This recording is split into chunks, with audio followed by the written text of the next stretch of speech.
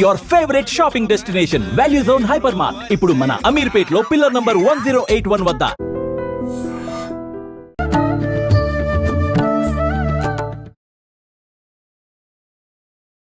నమస్కారం, welcome to I dream. ధర్మ మార్గం విత్ విజిత కార్యక్రమానికి స్వాగతం. ప్రస్తుతం మనతో పాటు ఉన్న వ్యక్తి గురించి చెప్పాలి అని అంటే, సాధారణంగా ముందు అసలు ఈ మధ్య కాలంలో మంత్రం, జపం వీటి గురించి మనం ఏం మాట్లాడుకుంటున్నాము, అసలు నిజంగా ఎంతవరకు నమ్ముతున్నాము, నిజంగా ఈ జపం కానీ మంత్రం కానీ చేస్తే ఫలితం ఉంటుందా, ఇలాంటి అపనమ్మకాలు, సందేహాలు ఎన్నెన్నో ఉన్నాయి.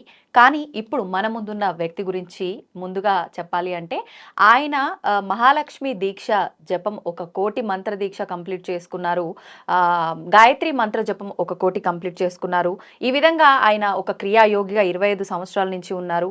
నిజంగా ఆయనకు మించి ఈ మంత్ర దీక్షల గురించి కానివ్వండి, ఈ జపాల గురించి కానివ్వండి, ఇంకెవరు అంత బాగా చెప్పలేరేమో అనిపించింది. అందుకే వారినే కూర్చోబెట్టాను నా ముందర ఈరోజు. ఆ విషయాలన్నీ మీ అందరికీ సవివరంగా వివరించేందుకు గాను. ఇంకెందుకండి ఆలస్యం, వారెవరు అనంటే ఆదూరి ఉదయ్ భాస్కర్ గారు. వారితో మాట్లాడి వివరంగా తెలుసుకునే ప్రయత్నం చేద్దాం. నమస్తే అండి. నమస్కారం అండి. మనకి ఇప్పుడు ఎలాగో అమ్మవారి నవరాత్రులు రాబోతున్నాయి. సౌందర్య లహరిని మనం ఏ రకంగా ఉపయోగించుకుంటే ఆ ఫలితం, అద్భుతమైన ఆ ఫలితాన్ని మనం అందిపుచ్చుకోగలుగుతాం ఈ నవరాత్రుల్లో? ఓం శ్రీ గురుభ్యో నమః. శ్రీ మహాగణాధిపతయే నమః. జగద్గురాది శంకరాచార్య పాదాంబజన్మనే. ఓం నిర్నామ నిఖిలేశ్వర నిరంజనానందఘన త్రిపురా పరమేశ్వర గగన సింధు భైరవ మహావతార్ బాబాజీ శ్రీ శరణవ నమః. విశ్వం గురుభ్యో నమః. సచ్చిదానంద గురుభ్యో నమః. వందే గురుపదద్వంద్వం అవాన్మానసగోచరం రక్తశుక్ల ప్రభామిశ్రం అతర్క్యం త్రైపురం బ్రహ్మాస్తకుండికా హస్తాం శుద్ధ జ్యోతిస్వరూపిణీం గాయత్రీం వేదమాతరం. హరి ఓం.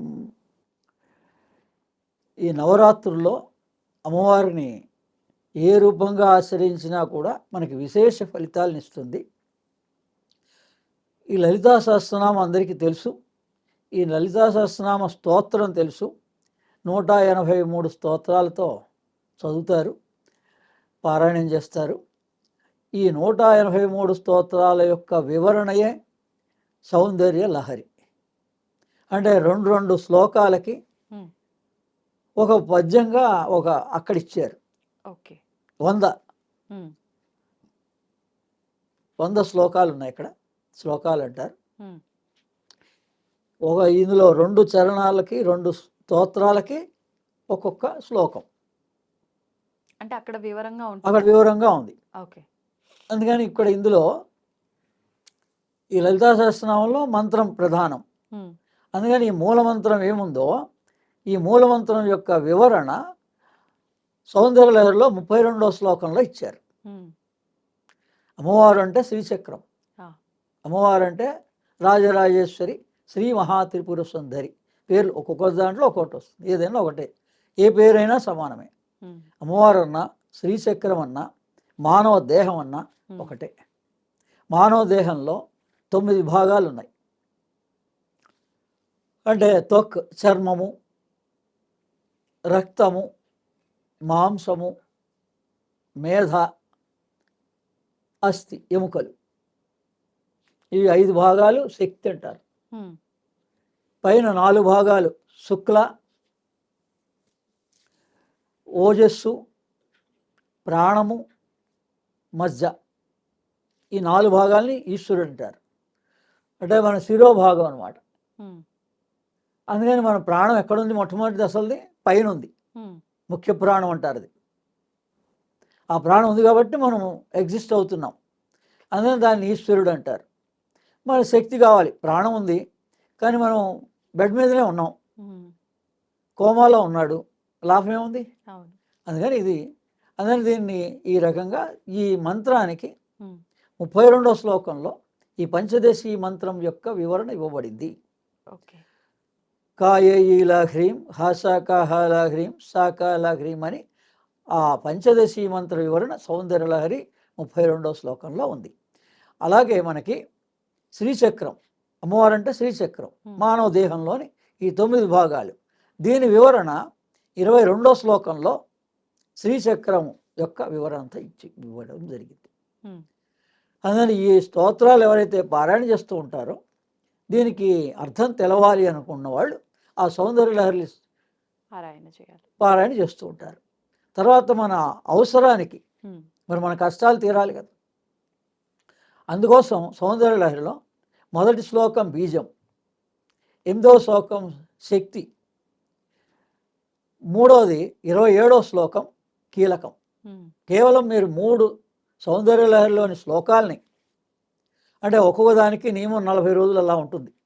అంటే మొట్టమొదట మీకు ఈ ముందు ఏ అవసరం ఉందో ఫలస్థుతి ఉంటుంది, అందులో మీకు ఏది అవసరమో, ముందు ఏది అవసరమో దాని గురించి ఒక 40 రోజులు ఆచరించండి.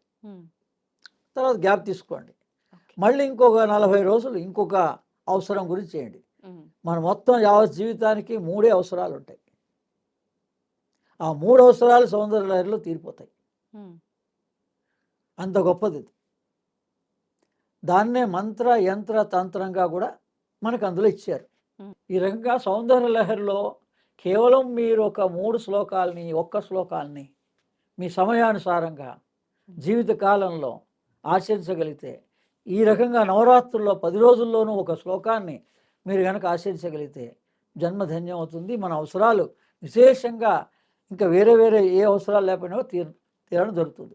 ఆ రకంగా అందులో ప్రధానమైన 3 శ్లోకాలు, ప్రతిదానికి బీజము, శక్తి, కీలకం అని ఉంటాయి. ఏ స్తోత్రమైనా ఏవైనా, భగవద్గీతకు కూడా అంతే. అందుకని అందులో బీజమేమో మొదటి శ్లోకం శివశక్త్యాయుక్తో, శక్తి ఏమో 2వది 8వ శ్లోకం సుధా సింధోర్మజ్జేను, 3వది జపో జల్ప శిల్ప అని 27వ శ్లోకం. ఈ 3 పేర్లు గుర్తుంటే చాలు, నంబర్లు గుర్తుంటే చాలు, మన జన్మ ధన్యమైపోతుంది. అంటే మొదటి దాంట్లో సకలైశ్వర్య ప్రాప్తి, 2వ దాంట్లో జనన మరణ భయం నివృత్తి, 3వ దాంట్లో జన్మరాహిత్యం, ఆత్మసాక్షాత్కారం. ఈ రకంగా సౌందర్య లహరిలో ఆదిశంకరాచార్యులు లోకానికి అందించారు. దాన్ని ఈ నవరాత్రుల్లో కూడా మనం ఆచరించుకోవచ్చు. అదేవిధంగా సౌందర్య లహరిలో 3వ శ్లోకం ఉంది, అవిద్యానామంతస్తిమిరమిహిరోద్వీప నగరి జడానాం చైతన్య స్తవకమకరంద స్తుతి దరిద్రాణం చింతామణిని గుణనికా జన్మ జలదో నిమగ్నానాం ధ్వంస్తామురరిపు వరాహస్య భవతి. దానికి అమ్మవారు నాకు దర్శనమిచ్చి ఈ 3వ శ్లోక యంత్రాన్ని ఈ విధంగా ఇచ్చింది. ఆమె అంటే ఒక్కొక్క శ్లోకానికి ఒక్కొక్క యంత్రం, ఒక్కొక్క శ్లోకానికి ఒక్కొక్క యంత్రం ఉంటుంది. ఓకే. మామూలుగా వేరే వాళ్ళు అయితే ఆ పుస్తకంలో ఉన్న ఆ యంత్రాన్ని కూడా ఆచరించుకోవచ్చు. నా ద్వారా నా పుస్తకం ద్వారా చదివిన వాళ్ళు కానీ దాన్ని ఇంట్లో పూజా మందిరంలో కూడా దాన్ని ప్రామాణికంగా తయారు చేయించాం. ఈ 2 దీంట్లో ఇది మనం ధ్యానంగా కూడా ఒక గోడ మీద పెట్టుకొని మనం దీన్ని ధ్యానంగా కూడా ఉపయోగించుకోవచ్చు. ఓకే. అయితే మరి నియమాలు, మరి యంత్రం అంటే నియమాలు పాటించాలి అనే కొంత భయ సందేహం ఉన్న వాళ్ళకి మనం పర్సులో పెట్టుకుంటే వీలుగా ఈ చిన్నది ఇది కూడా తయారు చేయించాం. ఓకే. ఇది ఎవరైనా వాళ్ళైతే జేబులో పెట్టుకోవచ్చు, పర్సులో పెట్టుకోవచ్చు. దీనికి ఏ నియమంతో పని లేదు. ఇది ఒక స్టిక్కర్ లాగా మనం ఉపయోగించుకోవచ్చు. అదే ఇది ప్రామాణికంగా ఇదే పూజా మందిరంలో ఉంచుకుంటారు. ఇదేమో అయితే పూజా మందిరంలో ఉంచుకోవచ్చు, మెడిటేషన్గా మనం యోగ ధ్యాన పద్ధతిలో కూడా ఉపయోగించుకోవచ్చు.